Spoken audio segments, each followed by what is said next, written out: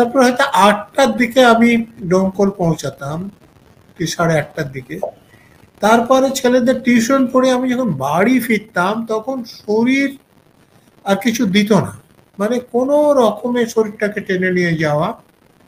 এবং বাড়ি যখন পৌঁছতাম তখন কোনো কোনো দিন ক্যালেন্ডারে পরের দিন শুরু হয়ে গেছে, অর্থাৎ 12টা পেরিয়ে গেছে। তো এইভাবে কলেজ জীবনে আমি পড়াশোনা তেমন প্রায় কিছু করতে পারিনি, ডিগ্রিটা শুরু পেয়েছি, যে ডিগ্রিটার জন্য আমি পরবর্তীকালে সিভিল সার্ভিস পরীক্ষাও দিতে পেরেছি। ওয়েলকাম আপনাকে লিখিত পডকাস্ট ক্লিপসের এই ভিডিওতে। সাবস্ক্রাইব করে বেল আইকনটা প্রেস করে দিন এরকম আরও ইনফরমেটিভ ভিডিও সবার আগে পাওয়ার জন্য। ধন্যবাদ।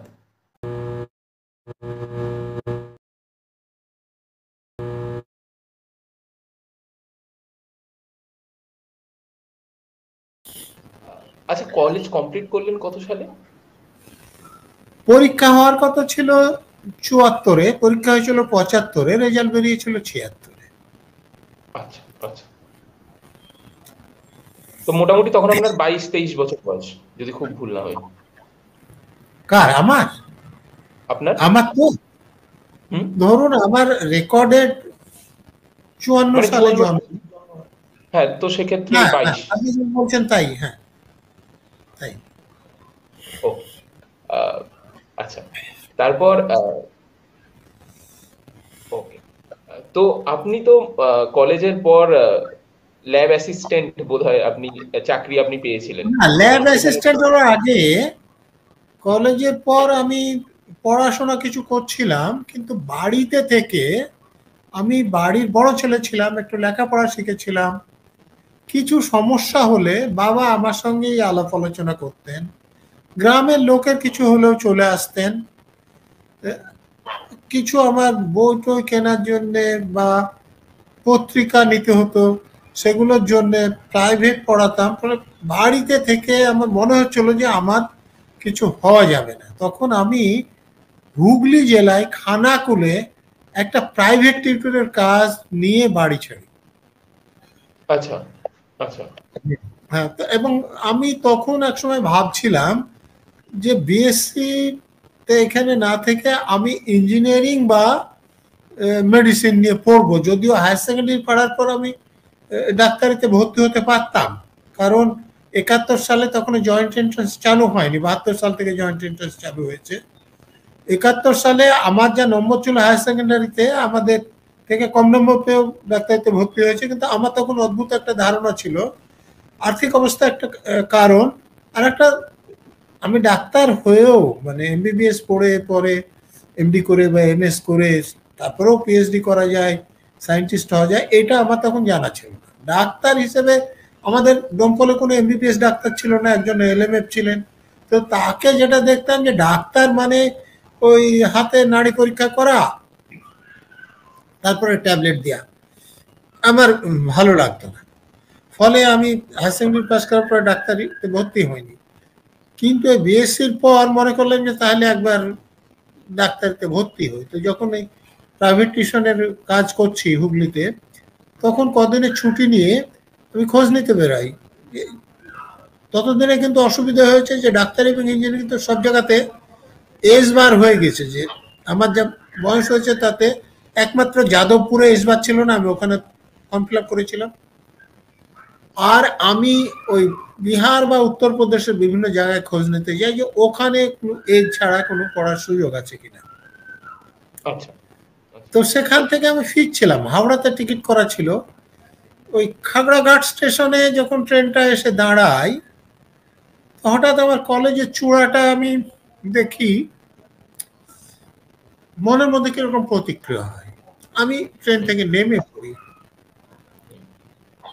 নেমে হাঁটতে হাঁটতে অনেকটা পথ, যে ওখানে ভাগীরথীর উপর যে সেতু আছে, তো খাগড়াঘাট থেকে অনেকটা পথ, সেটা আমি হাঁটতে হাঁটতেই চলে যাই, ভালো লাগছিল না। গিয়ে আমার কলেজের এক প্রফেসরের সঙ্গে দেখা করি, ডক্টর আশিস চ্যাটার্জি, আমাকে খুব ভালোবাসতেন। মানে আমি যখন কলেজে ভর্তি হই তার কিছুদিন পরে উনি পিএইচডি করে ফেরেন। উনি ইংলিশ মিডিয়ামে পড়া শিক্ষক ছিলেন, ক্লাসে পুরোটা ইংরেজিতে নিতেন। তা আমি ওই স্কুল ল্যাব থেকে ইংরেজি বলতে পারতাম, লিখতে পারতাম, ক্লাস 8 থেকে আমি ইংরেজি পেপার পড়তাম।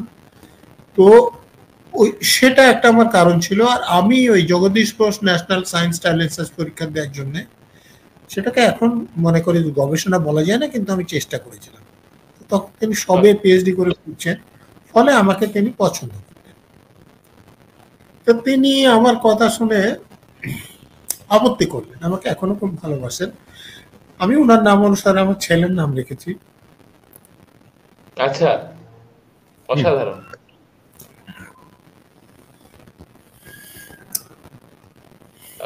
তো সেক্ষেত্রে মানে তখন আপনি তো প্রাইভেট টিউশন করছেন, তারপরে উনি বোধহয় ল্যাব অ্যাসিস্ট্যান্টের ইয়েটা দিলেন। হ্যাঁ, হ্যাঁ, হ্যাঁ। আচ্ছা, তো তারপরে এই কম্পিটিটিভ ফিল্ডে কি করে এলেন এদিকে হঠাৎ? ওটাই বলছি। উনি বললেন যে দেখো, তোমাকে আমি যতটা চিনেছি, তুমি ইঞ্জিনিয়ারিংই পড়তে যাও আর ডাক্তারি পড়তে যাও, ভালোভাবে পড়তে পারবে না। কেন? কলেজ লাইফে তার কিছু ইতিহাস আছে। সেটা হচ্ছে যে আমার আরেকজন মাস্টারমশাই ছিলেন, তখন সবে এসছেন, কামাখ্যা গুহ কেজি। তো আমি তো ওই বাসের ভাড়ার জন্য প্রতিদিন কলেজে আসতে পারতাম।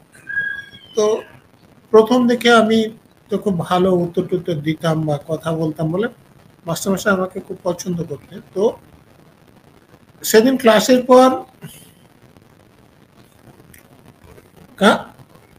তিনি আমাকে বাইরে ডেকে বললেন যে তুমি কালকে আসোনি কেন ক্লাসে?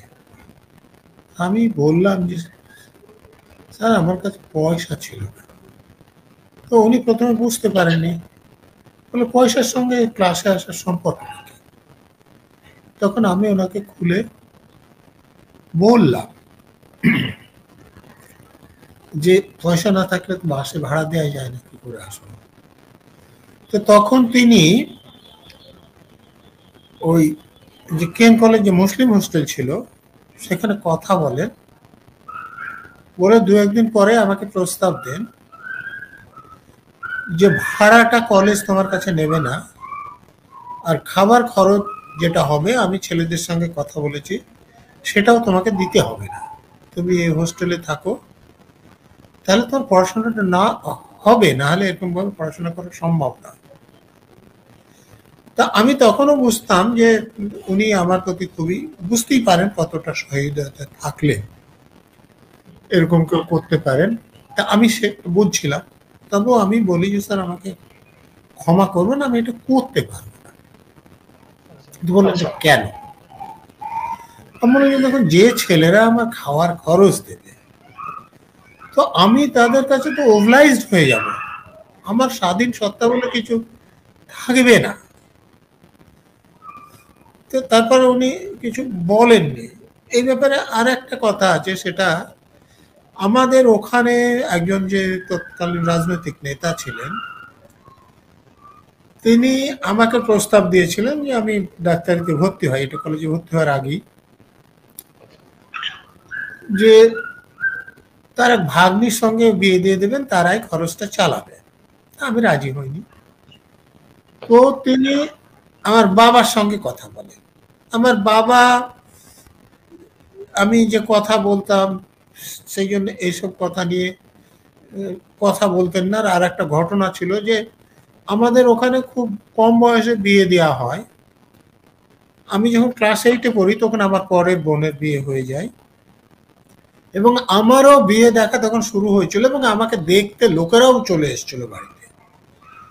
তো আমার এত খারাপ লেগেছিল, আমি তখন বাড়িতে লোকদেরকে বসিয়ে ওদেরকে কিছু নাস্তা টাস্তা করতে দিয়ে আমি বাড়ি থেকে চলে গেছি। বাবা খুবই অপমানিত বোধ করেছিলেন, এবং তারপরে প্রতিজ্ঞা করেছিলেন যে আমার বিয়ের কথা তিনি আর কোনোদিন বলবেন না। আচ্ছা, কোনোদিন উনি বলেননি। এক কথার মানুষ ছিলেন। হ্যাঁ, হ্যাঁ, হ্যাঁ, খুব এক কথার মানুষ ছিলেন। আদর্শবাদী জেদি মানুষ ছিলেন। এবং তিনি এই যে আমার গল্প লেখা বা বলার কোয়ালিটিটা আমি বাবার কাছ থেকে পেয়েছি। আচ্ছা। উনি কাহিনী বলতেন, গান করতেন ভালো। আমি গানের গলাটা বাবার পাইনি।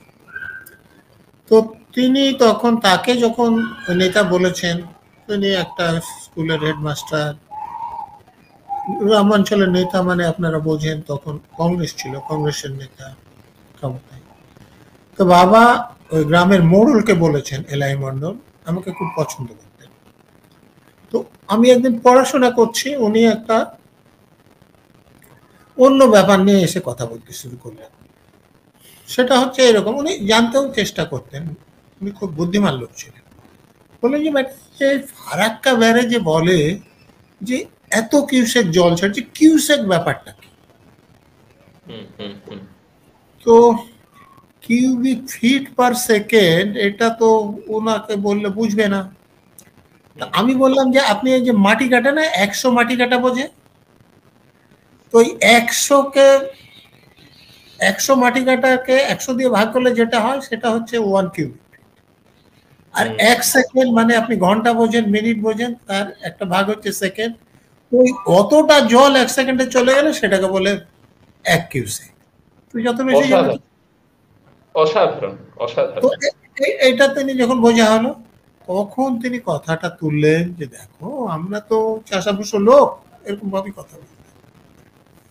আর এই মাস্টার মশাদের তোর বংশ খুব সুনাম এলাকায়, তো ওনাদের বাড়ি থেকে আমাদের বাড়িতে বিয়ের প্রস্তাব আসবে, এরকম তো আমাদের চিন্তা ভাবনায় নাই। তো তোমাকে ওরা ডাক্তারি পড়াবে বলছে, বিয়ে দিয়ে তুমি রাজি হচ্ছ না কেন? বোঝান কি করে? আমি তখন ভাবছি যে কি করে বোঝানো যায়, আমি তো খানিকটা বুঝি। তা আমি ওনাকে বললাম যে ধরুন ওনাদের পয়সাতে আমি ডাক্তারিটা পড়লাম, পড়ে ওনারা চাইছেন যে ওনাদের বাড়িতেই থাকি, আমি যা রোজগার করছি ওনাদের মেয়ে বা ওনাদের পিছনেই খরচ করি, আমার বাবা মার জন্য খরচ না করি। আমি যদি খরচ না করি তাহলে আপনি খুশি হবেন? তখন আমাকে ভালো ছেলে আপনি বলবেন কি? আমার বাবা মা তো এতদিন আমাকে মানুষ করেছে, কিন্তু তাদেরকে আমি দেখছি না, আমি ওদের হয়ে গেছি, ভালো ছেলে বলবেন কি? তা তো বাবা বলতে পারবো না। আমি বললাম যে ধরুন উল্টোটা যদি করি, ওদের পয়সা নিয়ে পড়লাম, তারপরে ওরা যা বলছে আমি শুনছি না, আমার বাবা মাকে নিয়ে থাকছি, এবং মেয়ে অসন্তুষ্ট হচ্ছে, মেয়ের বাবা মা অসন্তুষ্ট হচ্ছে, আপনি ভালো ছেলে আমাকে বলবেন কি? বলছে বাবা আর বলতে হবে না। সেরা। তো এই ব্যাকগ্রাউন্ড ছিল যে আমি অন্যের কাছে ঋণী হতে চাইতাম। ফলে কলেজের প্রফেসর যখন এই প্রস্তাবটা দিলেন, আমি তাতে রাজি হয়নি। তার আগে আর একটা ঘটনা ঘটেছে, সেটা হচ্ছে যে কেমিস্ট্রি প্র্যাকটিক্যালে ঢোকার আগে সকলে টিফিন করছে, আমি তখন যন্ত্রপাতি নিয়ে ল্যাবে যাচ্ছি। তো ওই আশিস চ্যাটার্জি সাহেব আমাকে বললেন যে কেমিস্ট্রি প্র্যাকটিক্যাল ওটা বিষাক্ত গ্যাস থাকে, করতে হয়, তুমি সকলে টিফিন করছো, তুমি টিফিন করছো না কেন? আমি ওনাকে কি করে বোঝাবো যে আমার বাড়িতে খাবার জোটে না, প্রতিদিন গিয়েও খাবার পাই না, প্রতিদিন খেয়ে আসতে পারি না, আমি টিফিনের কথা কি করে ভাববো? আমি বাস টিফিন কিনতে গেলে তো আমার বাসের ভাড়া থাকবে না, আমার যা আয় টিউশন পড়িয়ে। তো আমি শুনলাম, কিছু বলতে পারলাম না। তারপরে আর একদিন এরকম ঘটনা ঘটেছে যে আমি তখন পর্যন্ত জুতো টুতো কিনতে পারি না, পায়জামা পরে কলেজে আসতাম, একটা হাওয়াই চপ্পল পরে আসতাম। তো সেদিন খালি পায়ে এসেছি কলেজে।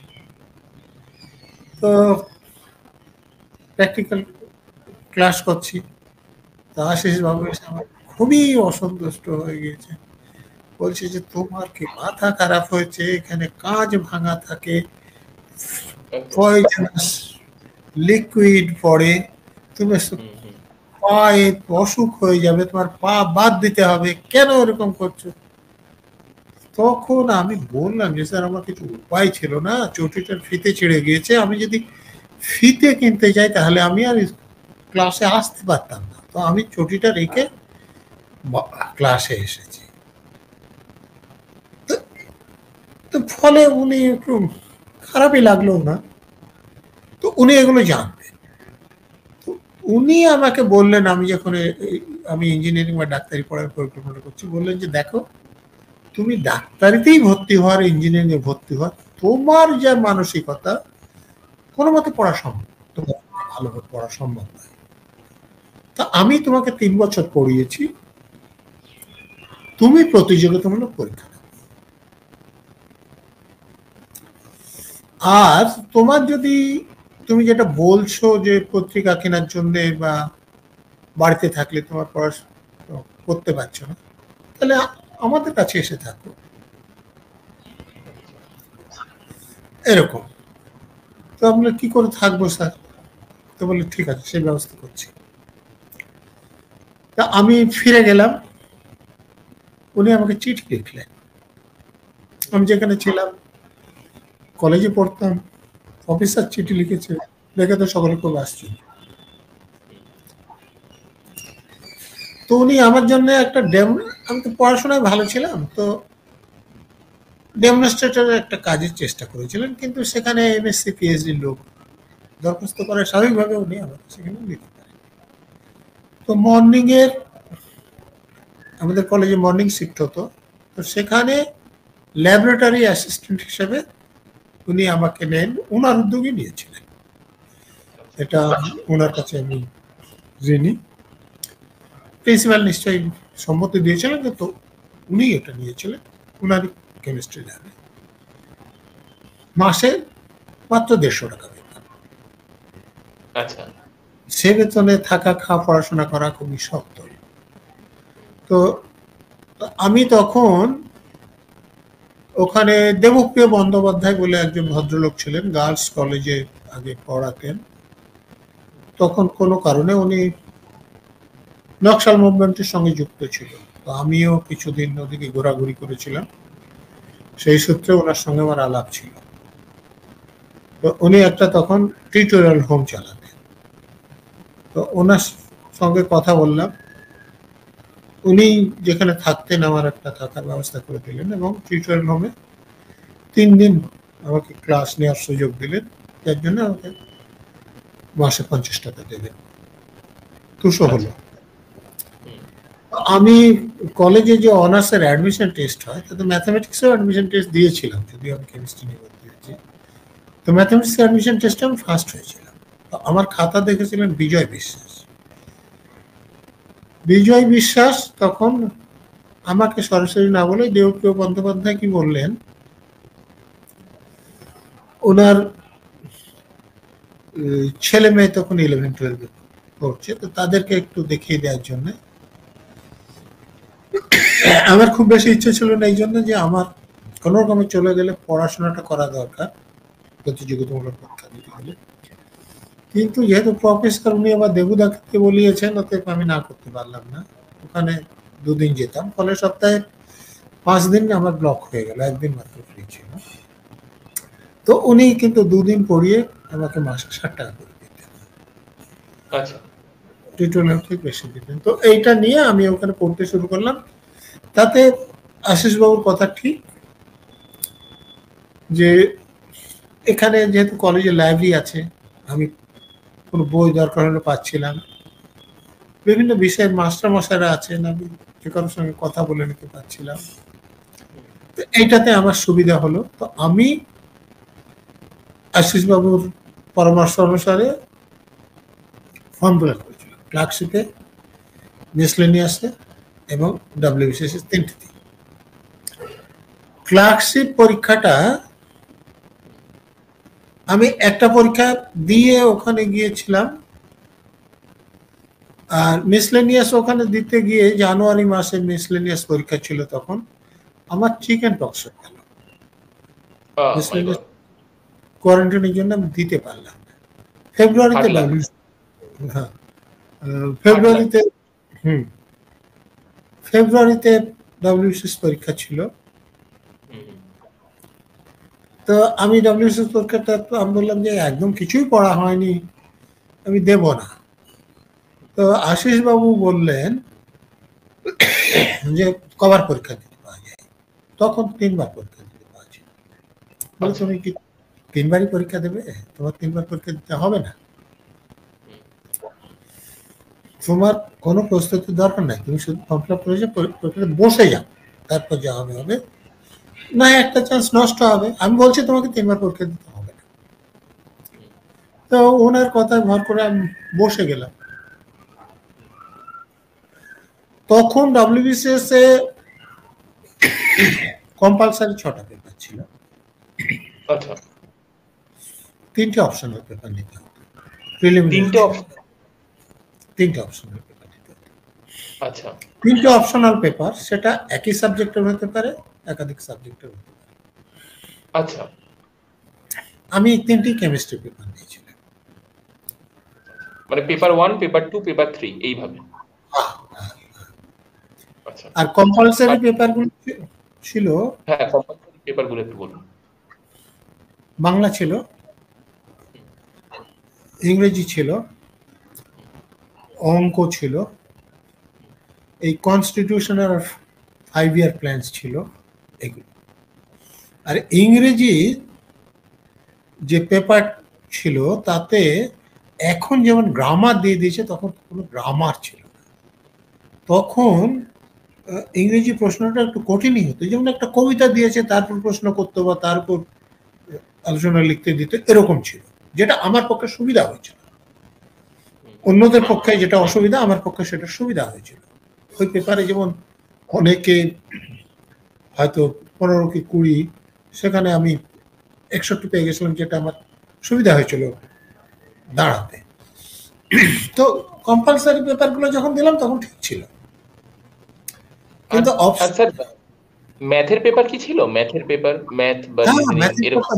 ম্যাথের পেপার ছিল, আচ্ছা ম্যাথের পেপারে ছিল, মাধ্যমিক স্তরের ম্যাথের পেপার। তো অপশনাল যখন কেমিস্ট্রির আমি পরীক্ষা দিলাম, প্রথম পেপার দিই, মনে হলো যে আশা নাই, কিন্তু আমি পরের দুটো পেপার দিলাম এবং আমার মনে হয়েছিল যে আমি কোনো গ্রুপই চান্স পাবো না। আমি একটা উদাহরণ দিয়ে বলছি, আমি যেখানে প্রাইভেট টিউশন করতাম, সেই বাড়িরই এক জামাই কেমিস্ট্রি টিচার ছিলেন হাই স্কুলে, তিনিও পরীক্ষা দিচ্ছিলেন, আমার ওখানে সেন্টার পড়েছিল তার। তো পরীক্ষা শেষে তাকে যখন জিজ্ঞেস করলাম, তো তিনি বললেন যে আমি এ গ্রুপই পাবো। আচ্ছা আমাকে জিজ্ঞেস করলেন, আমি বললাম দেখুন আমি ডি গ্রুপেও পাবো না। কিন্তু পরীক্ষা যখন ফল বেরোলো, আমি এ গ্রুপেই ইন্টারভিউ কল পেলাম এবং ইন্টারভিউ দেওয়ার পর আমি এ গ্রুপে চাকরিও পেলাম। আর তিনিও সিলেক্ট হয়েছিলেন নাকি? তিনি ডি গ্রুপেও কল পেলেন না। এই কথাটা আমি বলছি কেন, বলার কারণ আছে যে আমাদের অনেক ছেলেমেয়ের যেটা অসুবিধা আছে, প্রশ্নটা তারা বুঝতেই পারেন না, ফলে সেই প্রশ্নের ভুল উত্তর লেখেন এবং তারপরে সেখানে পুরো নম্বর হিসাব করেন, ফলে ওই এ গ্রুপেই কল পাবো বলে। আমি প্রশ্নগুলো বুঝতাম, নম্বর হিসেব করে আমার মনে হয়েছিল যে আমি কোনো গ্রুপেই পাবো না, কিন্তু আর সকলেই যেহেতু খারাপ করেছে, অতএব আমি এ গ্রুপেই কল পেয়ে গেলাম। কিন্তু তিনি কল পাননি, কারণটা ওই আমার পরবর্তীকালে আমার এটা মনে হয়েছে। তো আমি ওই ক্লার্কশিপের যে পরীক্ষা দিয়েছিলাম সেটার রেজাল্ট আউট হলো, আমি রাইটার্সে জয়েন করে গেলাম। এই জয়েন করার পর আমি ইন্টারভিউ দিলাম স্টেট সিভিল সার্ভিসের জন্য, এবং এখানে পেয়ে গেলে এই সময়টা আপনি যেটা বলছিলেন যে 5টা চাকরি, আমি অনেকগুলো পরীক্ষা দিয়েছিলাম। তার মধ্যে যেমন তখন কেজিও বলে একটা পরীক্ষা হতো, এই রেলে এএসএম এর জন্য পরীক্ষা হতো, ওই গার্ডের জন্য পরীক্ষা হতো, ড্রাইভারের জন্য পরীক্ষা হতো, এইগুলো সব আমি দিয়েছিলাম। যেমন আমার মনে আছে ট্রেনের একটা পরীক্ষা আমার খুব মনে পড়ে, আলিপুরদুয়ার স্টেশনে পরীক্ষা পড়েছিল, সেখানে আমার প্রিয় বই কি সেটা সম্পর্কে লেখা এসেছিল। তা আমি লিখেছিলাম ওয়ান ওয়ার্ল্ড, আমার প্রিয় বই ওয়েন্ডেল উইলকির। তো আমি ওখানে যে পরীক্ষা দিয়েছিলাম চাকরি পেয়েছিলাম, যার ফলে ওই যে বলছিলাম যে একসঙ্গে 5টা চাকরি এসেছিল। তো আমি স্বাভাবিকভাবে স্টেট সিভিল সার্ভিস দিয়ে যে আমার যে র্যাঙ্ক হয়েছিল প্রেফারেন্স অনুযায়ী আমি ওয়েস্ট বেঙ্গল কোঅপারেটিভ সার্ভিসে অ্যাসিস্ট্যান্ট রেজিস্ট্রার ও কোঅপারেটিভ সোসাইটি হিসেবে নিউ সেক্টর বিল্ডিং এ জয়েন করলাম। এখান থেকে আমি সেন্ট্রাল সিভিল সার্ভিস পরীক্ষা দিলাম। আচ্ছা, একটা প্রশ্ন, সেটা হচ্ছে যে ডাব্লিউবিসিএস এর ক্ষেত্রে তখন ফুল প্রসেস কতদিনে তাও কমপ্লিট হতো? প্রতি বছর পরীক্ষা হতো, প্রতি বছর রেজাল্ট বের হতো। আচ্ছা, মানে এক বছরের মধ্যে প্রিলি থেকে এক বছরের মধ্যে হয়ে যেত। এ গ্রুপের তো একদম দেরি হতো না, ডি গ্রুপটা ওই এ বি সি ডি করে যেতে একটু দেরি হতো। তখন বর্তমান সময় 3 বছর, ক্লার্কশিপেরও রেজাল্ট এক বছরের মধ্যে বেরিয়ে যেত। মাই গড। আচ্ছা, আমি পরীক্ষা দিয়ে কলেজে গেলাম, রেজাল্ট বের হলে আমি জয়েন করে গেলাম। অসাধারণ। আচ্ছা, ঠিক আছে। আচ্ছা, একটা কথা, মানে সেন্ট্রাল সিভিল সার্ভিসের দিকে যাওয়ার আগে একটা প্রশ্ন, সেটা হচ্ছে যে আপনি যেটা বললেন যে আপনি একসঙ্গে 5টা চাকরি পেয়েছিলেন, তো সেক্ষেত্রে বর্তমান পরিস্থিতি দাঁড়িয়ে তাতে আপনার কি মনে হয় যে কিভাবে একটা অ্যাসপিরেন্টের পড়া উচিত যাতে এরকম চাকরি পাওয়া যেতে পারে? মানে আপনি কি রকম ফোকাস রেখে পড়াশোনা করেছিলেন, যদি কিছু বলা যায়, বা আপনার মতামত যদি আপনি দেন। দেখুন, আমি যদি সেন্ট্রাল সিভিল সার্ভিসের কথা বলি, তো আমাদের সেখানে যে নিয়ম, প্রিলি থেকে মেনে ডাকবে যতটা ভ্যাকেন্সি আছে তার 10 গুণ ছেলেকে, আর মেন থেকে ইন্টারভিউ ডাকবে তার 2 গুণ ছেলেকে। আমি যেবার চাকরি করেছি আইপিএস এ, যেবারের পরীক্ষা থেকে 80 সালের পরীক্ষা, সেবার লিস্ট হয়েছিল 747 জনের। তো আপনি বুঝতে পারছেন যে যারা কয়েক লাখ ছেলে পরীক্ষা দিচ্ছে, তাদের মধ্যে থেকে মেন পরীক্ষায় ডাকবে 7,000 8,000 ছেলেকে। তো আমাকে কত ভালো পরীক্ষা দিচ্ছি, কত ভালো নম্বর পাবো সেটা আসল ব্যাপার না। আমাকে ওই 8,000 ছেলেমেয়ের মধ্যে থাকতে হবে, লক্ষ্যটা এরকম হতে হবে। আমি যখন মেন পরীক্ষা দিচ্ছি 747 জন, রাফলি 750, তার মানে 1,500 ছেলে মেয়েকে ইন্টারভিউ ডাকবে। তো আমাকে মনে রাখতে হবে যে আমাকে ওই 1,500-এর মধ্যে থাকতে হবে। এবং যখন ইন্টারভিউ দিচ্ছি তখন তো নতুন করে বলার কিছু নেই, যে 747-এর লিস্ট হবে, যে কোনো চাকরি পেতে গেলে আমাকে তার মধ্যে থাকতে হবে, এবং আমার পছন্দ মতো চাকরি পেতে গেলে আমাকে উপরের দিকে থাকতে হবে। তো যে কোনো চাকরিতে এটা একটা ব্যাপার। দেখুন, আমার যেটা মনে হয়েছে কম্পিটিটিভ পরীক্ষাতে, যে অনেকে বিভিন্ন জায়গায় কোচিং নেয় তারপরেও পায় না, কারণ হচ্ছে কোচিং নেওয়াতে কোনো সাহায্য হয় না, সে কথা আমি বলছি না, কিন্তু আমি বলছি কেউ যদি খুব সিরিয়াস স্টুডেন্ট হয় কোচিং না নিয়েও পেতে পারে। শুধু দেখতে হবে, এবং এখন এটা দেখা খুব সুবিধা, আমাদের সময় একটু কষ্ট করে, যেমন সিভিল সার্ভিসের প্রশ্ন দেখার জন্য আমাকে ন্যাশনাল লাইব্রেরিতে গিয়ে কোশ্চেনটা অ্যানেক্স থেকে নিয়ে জেরক্স করে নিতে হয়েছে।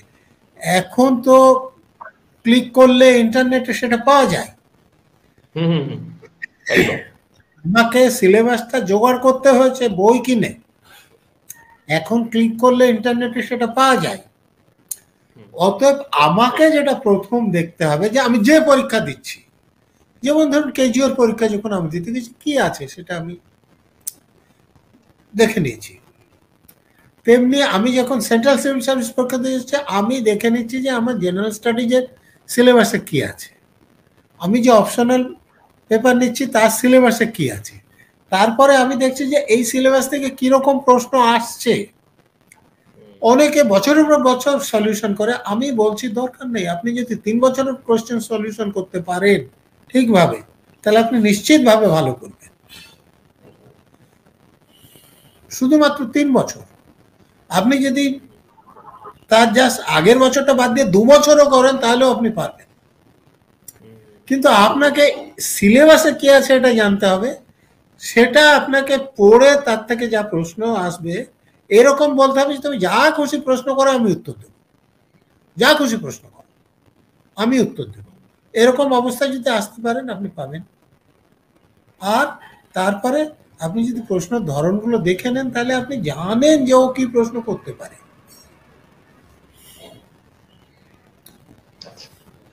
সম্পূর্ণ ভিডিওটি শেষ পর্যন্ত দেখার জন্য ধন্যবাদ, এবং যদি ভিডিওটি ভালো লেগে থাকে তাহলে একটা লাইক করে দিন এবং সাবস্ক্রাইব করে দিন, যাতে এরকম আরও ভিডিও আপনি সবার আগে পেতে পারেন। এবং কমেন্ট করে জানান কেমন লাগলো বা আপনার কি মতামত এই ভিডিওটা সম্পর্কে, এবং বন্ধুবান্ধব সবার সাথে শেয়ার করতেই পারেন। Thank you.